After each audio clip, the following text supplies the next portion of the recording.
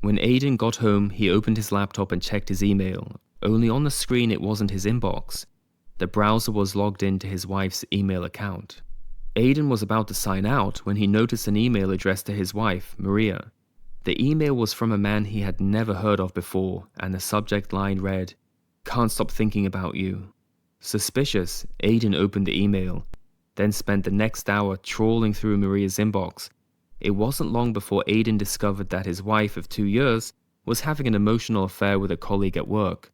From what Aiden could see, Maria was the one chasing the guy. Her co-worker didn't even seem to be that interested or responsive. He was just being polite by responding to her emails. Now it all made perfect sense. The lack of sex, the cold, disrespectful behavior. Aiden finally understood why his wife was pulling away from him and didn't want to be around him anymore.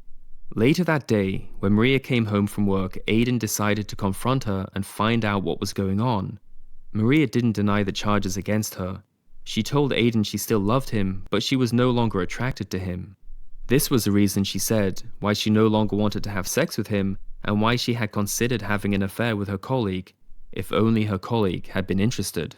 Aiden was devastated. He buried his head in his hands and sobbed. Maria sat on the couch cold and emotionless.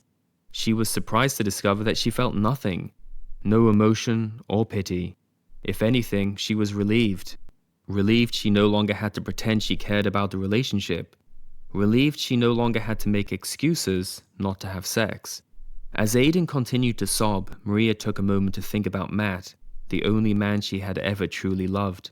What happened to Matt and why did he leave her? Maria had conveniently forgotten that she had once treated Matt the same way she was now treating Aiden. She had flirted with other guys and she was often cold and dismissive. Only Matt was different to Aiden. At the first sign of trouble, Matt told Maria he was happy she was flirting with other guys because he loved talking to other women too. Maybe they could even have an open relationship. Maria didn't like the sound of that. She tried throwing a tantrum and even threatened to leave, but Matt simply responded by disappearing from her life.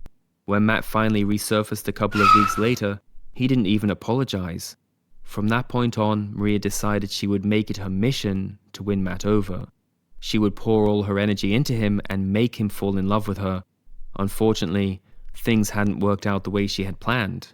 Now, as Maria sat in the living room with Aiden weeping in front of her, all she could think about was Matt. Where was he and what was he doing? Would he still remember her? Maria wondered if she still had Matt's number lying around somewhere. Research published in the Journal of Personality and Social Psychology found evidence for heightened levels of sexual attraction in conditions where high levels of anxiety exist.